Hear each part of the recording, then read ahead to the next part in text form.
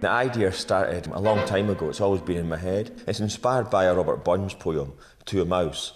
So it's part of my Scottish culture. I immediately said yes. Obviously it's a very popular story and I was really keen to experience something of that emotional depth, and I hadn't been on stage for a while and I thought it was perfect for the both of us. Come hail the dawn of a new day. Myself and Tim are completely different dancers.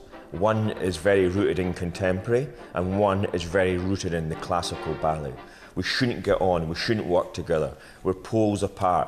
I'm very large and he's very small. I come from Scotland, he comes from Australia. You have two guys that come from completely different backgrounds but are still in the same mix. We're both very passionate about dance and the industry. We both come with an open-mindedness about embracing dance on every level, be it educational, community, professional, and we see why that's important. So I would definitely say that Andy and I have created a bond that is why the story works so well, putting the piece together. 500,000 boots went slogging through hell. The way in which we hold each other, the way in which we pull each other, the way in which we push each other. It's all about work, it's all about that manipulation of what work means. It's all about the relationship and how that gets pushed and pulled. One's leading, the other one's following. Who's in power? Who's in control? At what point do you feel like it's shifted? These are all the questions that we asked. I want the audience to understand this. I want them to walk out of there knowing what they have seen. The story is a powerful duet about two men trying to work together.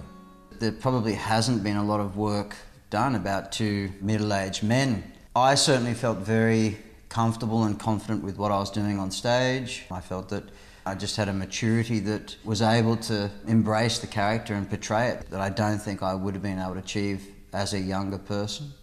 And I think, again, the work goes even further to continually strive to break that stereotype of men in dance. Yeah, that works well. Yeah. The minute we went into the studio, we started working, we started making the work, we started putting things together. It was quite instant. It was almost like someone you'd known and worked with for a long, long period of time. I think we both understand the importance of being able to create work quickly. So we developed our ideas through different phone conversations and emails. And so I think that put us on the right path in terms of our direction for the narrative. We sprung off each other. I would go one way, he would go the other. We came together, we started manipulating the ideas, we started working. It was all about our relationship in the studio that built the material, which was a really different way. I've never worked that way before. It's normally much more about movement and about the shape. I think you have the hat. I don't know if it was just our age and maturity and our experience, but in the studio there was never any disagreements or arguing about the content of the work. It just managed to have a flow. Oh, sinners, let's go down. It's just Andy and I. We're able to get out in the community. Bigger companies don't tend to do that. And the piece works. It's adaptable in any venue. We're touring to the UK later in the year, so we'll be in a bigger venue, but we can also tour regional Australia in smaller venues, school shows, so I think it's a perfect vehicle to portray contemporary dance. The robe and